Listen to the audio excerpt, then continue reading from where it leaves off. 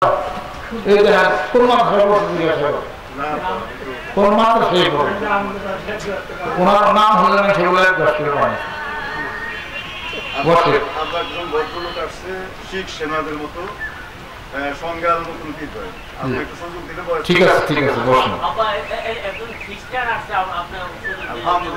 আচ্ছা ঠিক আছে ঠিক আছে।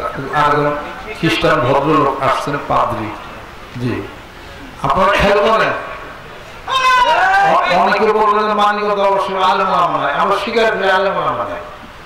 আলেম না জানা এই সংখ্যা বাংলাদেশে বেশি কিনা, এই সংখ্যা বেশি কিনা, তাদের কাছে এই দাওয়াত পৌঁছে দেয়, আল্লাহ জিকির শোনায়া সুন্নতের ইত্তেবা কইরা মসজিদ পর্যন্ত নেওয়ার জন্য কেউ দরকার আছে না নাই? তা আমরা তো এই কাজ করি। আপনারা যেখানে দাওয়াত পৌঁছাতে পারবেন না মাঠে গ্রামে গঞ্জে, আমরা সেইটাতে পৌঁছাই। সেই মানুষগুলোকে মাসুম খারাপ, ওই যে তিলেকপুরের মাসুম কোন মাদ্রাসায় পড়ছে, ওই কোনো মাদ্রাসায় যায় না, ওই আকাই নম্বর খারাপ বসে, ওই আকাই নম্বর দেয় আরিসা, উনি একজন মেম্বার মানুষ। হ্যাঁ লাগাই দেন না এই মাইকের মধ্যে, দেখবেন যে শুইলে নিব ভালো বয়ান বক্তৃতা করতে পারেন। উনি কোন মাদ্রাসায় বসতে দেন, সাইকেল হাদিসের বসে রোজ খারাপ। কোন মাদ্রাসা হারা গেছেন, কোন মাদ্রাসার মতো হারা নাই। মানিকগঞ্জ দরবার শরীফে এটা আমাদের ওই মাদ্রাসা থেকে পার হয়ে গেছে। এই যে এই জলসা মাদ্রাসা, এটা আধ্যাত্মিক জগতের জিকিরের মাদ্রাসা, সুন্নতের মাদ্রাসা, জিকিরের মাদ্রাসা, রাসূলের মহব্বতের পাগলের মাদ্রাসা। এই যে রমেশ ভান্ডার আর ইয়ে গাজীপুরে, উনি কোন মাদ্রাসা হারা গেছে কোন বসে এরকম কত। ওই যে সকলিতে বলছে সকলিতে খারাপ,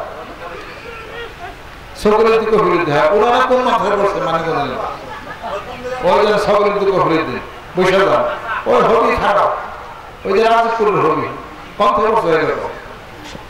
তাদের এখন সবাই আর কত নিতে হবে নিকিরা বসে, ওই নসুর খারাপ, ওই যে নসুর খারাপ কোন মাথায় ভালো গেছে বসে যান। ওই সেই সবাই যে দৌলতপুরের দাঁড়া সব খারাপ, এই যে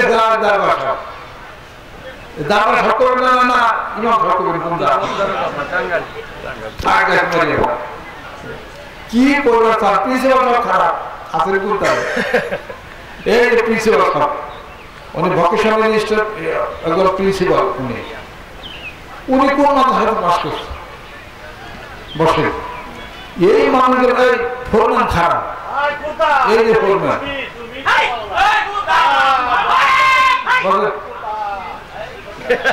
এইরকম হাজার হাজার লক্ষ মানে অগণিত সব মানিকগঞ্জ দরবার শরীফের এই মাদ্রাসায় ভর্তি হয়ে সুন্নতের মাদ্রাসা আর তালিমের মাদ্রাসা, এই ইত্তেবা মাদ্রাসা, আল্লাহর আশেক পাগলদের মাদ্রাসায় ভর্তি হয়ে গেছে মানুষ উঠে।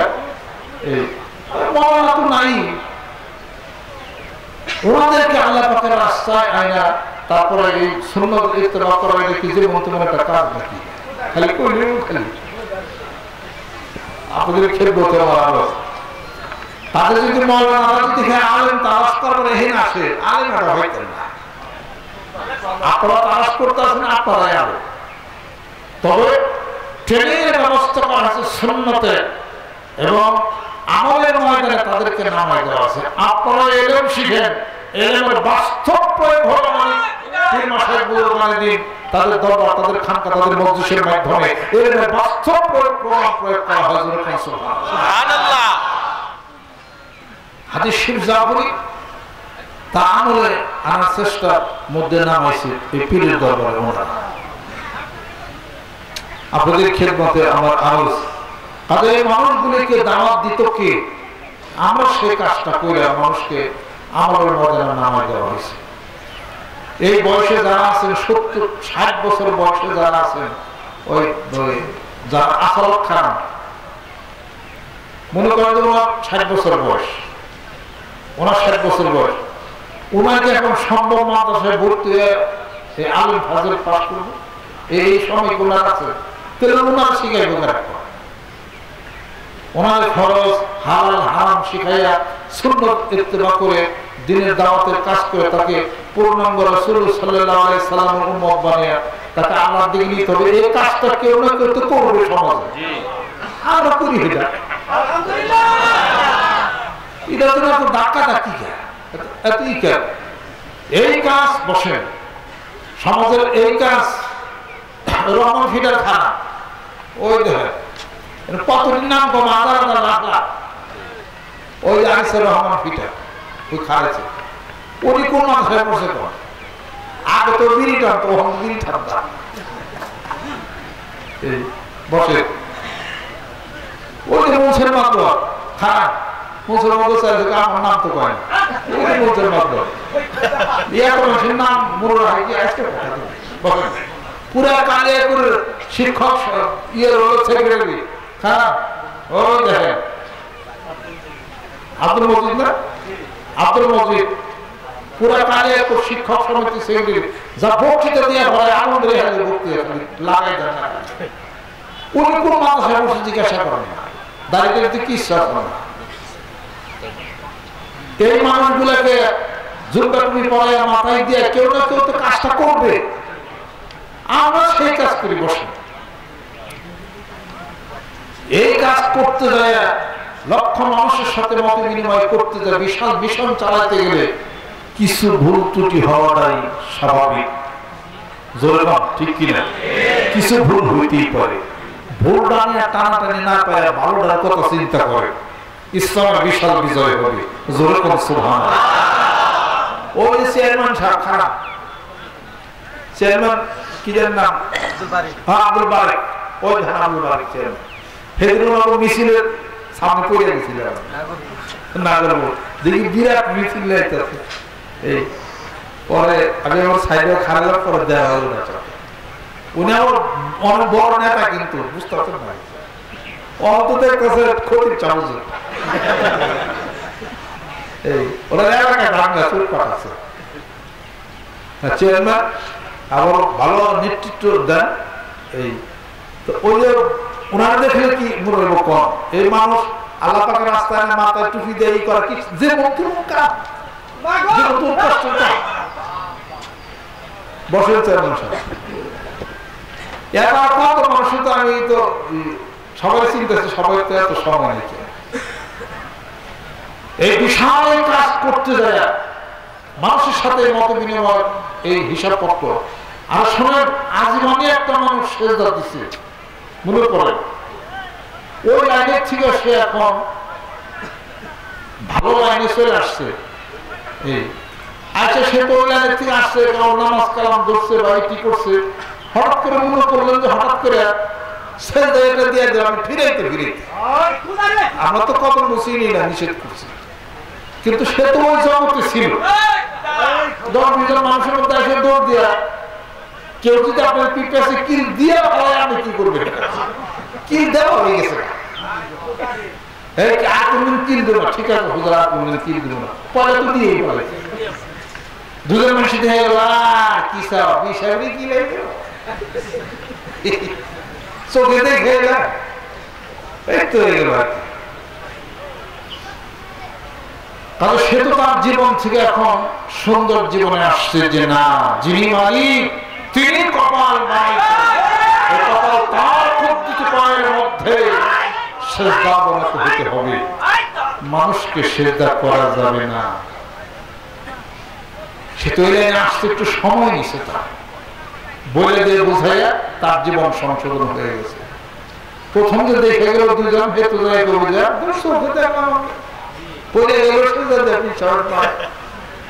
ঠিক না এটা কোন ধরনের একটা কথা বিপদ করছে আমি আপনাদের ক্ষেত্রে কাজ করতে চাই মানিকগঞ্জ দরবার শরীফের এখানে আমরা অন্যান্য ধর্মাবলম্বী যারা আছে তাদের বসার ব্যবস্থা আমরা এখানে করছি তার কোরআন হাদিস শরীফ সম্পর্কে ইসলাম ধর্ম সম্পর্কে এখানে আলাপ আলোচনা হয় এই চর্চা তারা জানবে তারা বুঝবে ভালো লাগলে গ্রহণ করবে আমি আপনাদের খেদমতে আরজ করতে চাই কাজে গ্রামে গঞ্জে মাঠে ময়দানে আমরা মানুষদেরকে নামাজের দাওয়াত প্রথমে দেয় না, প্রথমে দেয় জিকিরের দাওয়াত। আসেন লা ইলাহা ইল্লাল্লাহ, লা ইলাহা ইল্লাল্লাহ জিকির করতে করতে রূহের মধ্যে যখন ওই জিকিরের সাথে রূহের সাথে সম্পর্ক আছে, জিকির যেখানে ছিল লা ইলাহা ইল্লাল্লাহ রূহে নিয়ে আসে, রূহ আসছে আপনার মধ্যে, জিকির আপনার মধ্যে নাই। জিকির যখন করা শুরু করবে রূহ করবে যে আমার নিজের বাড়ির কথা শোনা যায়, আমার নিজের দেশের ঠিকানা কথা শোনা যায়, এবার রূহ দৌড় দিবে। এই রূহকে জাগাইতে গেলে আল্লাহর জিকির ছাড়া এটা সম্ভব না। আলা বিযিকরিল্লাহি তাতমাইন্নুল কুলুব, কলব প্রশান্তি হবে আল্লাহর জিকিরে। জোরে কোন সুবহানাল্লাহ। আর এই রূহকে উজ্জীবিত করতে হবে আল্লাহর এই ধ্যান খেয়ালের মাধ্যমে। আর এই রূহ যখন আপন দেশের খবর যখন রূহ পায়, রূহ তখন ছুটাছুটি করে, রূহ কান্নাকাটি পারে, যেমন নিজ দেশের কথা, নিজ দেশের ঠিকানার কথা। লা ইলাহা ইল্লাল্লাহ পাইলে কোন জায়গায় মুহাম্মদুর রাসূলুল্লাহ পাইতে পারে, এই তো তার মধ্যে বিশাল একটা পরিবর্তন আসা শুরু করে দিল। এবার জিকির করতে করতে রূহের সাথে কলমার সাথে একটা দেখা দিতে হয়ে গেল। এখন সেটা পরিষ্কার হওয়া শুরু করে, পরিশুদ্ধ হওয়া শুরু করে। পরিশুদ্ধ রূহ নামাজই তো পড়বে, পরিশুদ্ধ রূহ হজই তো যাবে, যাকাতই তো দিবে, হারাম থেকে হেফাজতই তো হবে। এই জন্য কলেমার দাওয়াত দেই, কলেমা লা ইলাহা ইল্লাল্লাহু মুহাম্মাদুর রাসূলুল্লাহ সাল্লাল্লাহু আলাইহি ওয়াসাল্লাম। মানিকগঞ্জ দরবার শরীফের নেতৃত্বে আমরা বিশ্বাস করি, আর যদি 10 বছর পর্যন্ত মিশন আল্লাহ পাক যদি রাখেন, আল্লাহর রহমত বরকতে এই মিশন 10টি বছর যদি চলে, আপনারা দেখতে পারবেন কি হিসাব করতে কি ইনশাআল্লাহ। এবারে তো দেশের পরিস্থিতি যদি অনুকূলে যদি থাকতো, আর আমরা বিভিন্ন জেলাতে যদি বিচরণ করতে ওইভাবে যদি পারতাম, এবারে বিশ্বস্তমার দৃশ্যপট অন্যরকম হয়ে যেত। আমি আপনাদের খেদমত আরজ করতে চাই, অতএব ওই জজবা, ওই প্রচন্ড গতিময়তাকে আমরা ধরে রাখতে চাই। তা যেন ম্লান না হয়, কাজে রূহের সাথে লা ইলাহা ইল্লাল্লাহ জিকিরের সাথে পরিচয় সেতুবন্ধন প্রতিষ্ঠা করার জন্য মানিকগঞ্জ দরবার শরীফের নেতৃত্বে এই বিশাল আয়োজন যখন সুবহানাল্লাহ।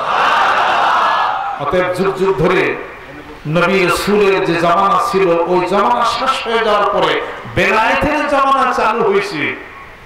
বেলায়েতের জামানা কিয়ামত পর্যন্ত থাকবে। আল্লাহর ওলিয়া, আল্লাহর মুকাররব বান্দা, আল্লাহর মনোনীত ব্যক্তি যারা আছেন, তারা কলেমা লা ইলাহা ইল্লাল্লাহ জিকিরের ওই ধ্বনিতে প্রতিধ্বনিত করে মানবদেরকে রূহের জগতে, আত্মার জগতে প্রচন্ড গতি নিয়ে হায়াতের মুরিদ করে তাদেরকে ডাক দিতেছে। এবং ওই শক্তিতে যারা বলিয়ান হলো, ওই শক্তি পুনরুদ্ধার করতে হবে। এবং এই শক্তি হলো আসল শক্তি, রূহের শক্তি, কলমের শক্তি। আত্মার শক্তি যদি না থাকে, তাহলে পরে এই সমাজের পথ পরিবর্তন করা কখনো কোনোদিন কিন্তু সম্ভব না। আমি আপনাদের খেদমতে আরজ করতে চাই, গোটা বিশ্ব পৃথিবীর মুখে টাকা দিয়ে শান্তি আনা যায় না, অস্ত্র দিয়ে শান্তি আনা যাবে না, আইনের স্টিক রুলার চালু করে সমাজের মধ্যে শান্তি আনা যাবে না। শান্তি আনতে হবে রাসূল খুদা সাল্লাল্লাহু আলাইহি সাল্লামের প্রেম, ভালোবাসা এবং আধ্যাত্মিক জগতের, আত্মার জগতের উন্নয়ন জাগরণ ঘটনার মাধ্যমে। সুবহানাল্লাহ। আর আত্মার জগতের ট্রেনিং, জিকিরের ট্রেনিং, সুন্নতের ট্রেনিং, রাসূল খুদা সাল্লাল্লাহু আলাইহি সাল্লামের মহব্বতের, প্রেমের, ভালোবাসার ট্রেনিং এর অবস্থা যুগ যুগ ধরে 3 মাসের বুজুর্গানি দিন তাদের দরবার, তাদের খানকা, তাদের মজলিসের মাধ্যমে, চক্ষু বন্ধ করে ধ্যান খেয়ালের মাধ্যমে, বায়াত নামাতে সুন্নতের ইত্তেবা করে মানবদেরকে প্রচন্ড গতিতে মদিনা পর্যন্ত টানতেছে। জোরে কোন সুবহানাল্লাহ। মানিকগঞ্জ দরবার শরীফের নেতৃত্বে তাই আজকে এই বিশ্বস্তমা এই বিশাল আয়োজন শরীয়তে, তরিকতে, হাকিকতে, মারিফতে জানতে হবে, বুঝতে হবে, মানতে হবে। জোরে কোন সুবহানাল্লাহ। জানসি মাদ্রাসায় পড়ে আবার মানলাম শরীয়তের হুকুমে, এবার বোঝার ব্যাপার আছে। বুঝতে হবে। বুঝতে হবে আপনি সৃষ্টি, আপনার স্রষ্টা কে।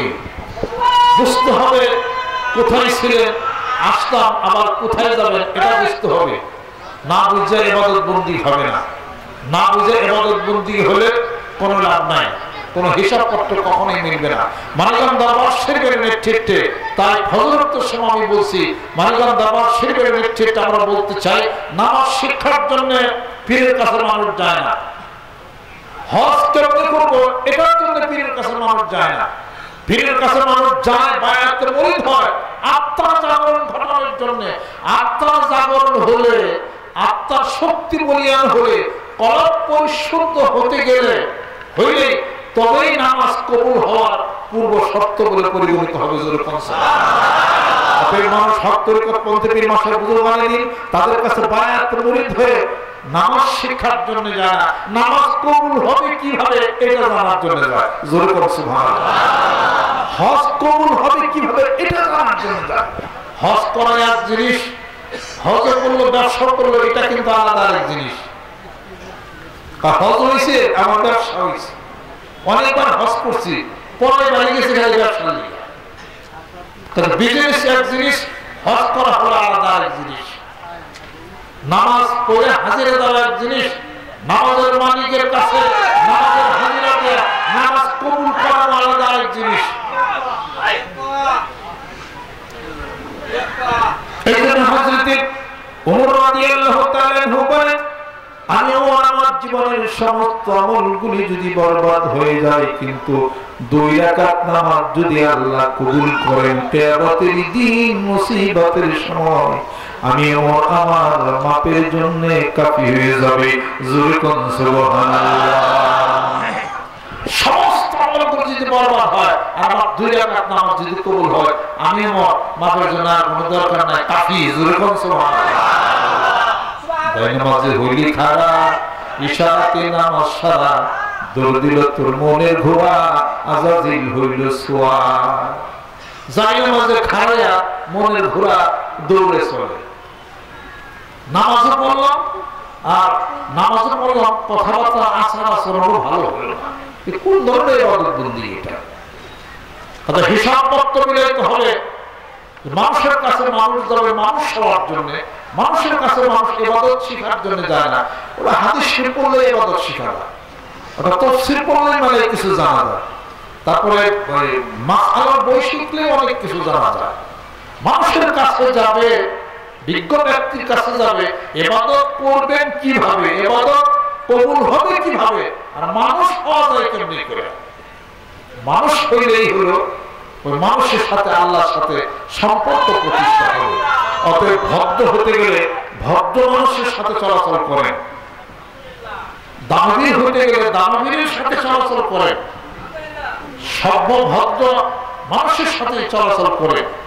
ওই ব্যক্তি ভদ্র, ওই ব্যক্তি সভ্য। বলবেন লোকের কথাবার্তা তো হাসি ঘুরিয়ে খুব তফসিল করে, লোকটা তো আদরের বাইরেও থাকতে পারে।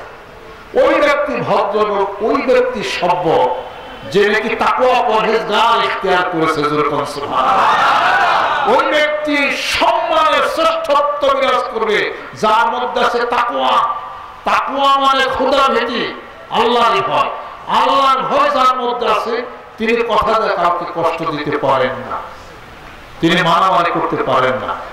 ওই ব্যক্তি ভদ্র, ওই ব্যক্তি সভ্য, যে ভালো উত্তম, যে তার আপন পরিবারে উত্তম, যে ব্যক্তিকে তার বোন ভালো বলে, যে ব্যক্তিকে তার ভাই ভালো বলে, যে ব্যক্তিকে তার আত্মীয় স্বজন ভালো বলে, যে ব্যক্তিকে তার পিতামাতা ভালো বলে, ওই ব্যক্তি হল ভদ্র সভ্য। আমি মানিকগঞ্জের কৃষক, অমুক ডিস্ট্রিক্টে যদি অনেক বড় পীর হই, সবাই যদি আমার জানে, আমার এটা 3 পয়সার দাম নাই। আপনার লক্ষ্য জনতা আসছে, এটা আমি কোনো দামই ধরি না। আমার দাম বলল ওই সময় যখন আমার এলাকাবাসী, আমার প্রতিবেশী, আমার গ্রামবাসী আমাকে যদি তারা ভালো বলে, আমাকে তারা যদি ভদ্র সভ্য বলে, তবেই আমি ভদ্র।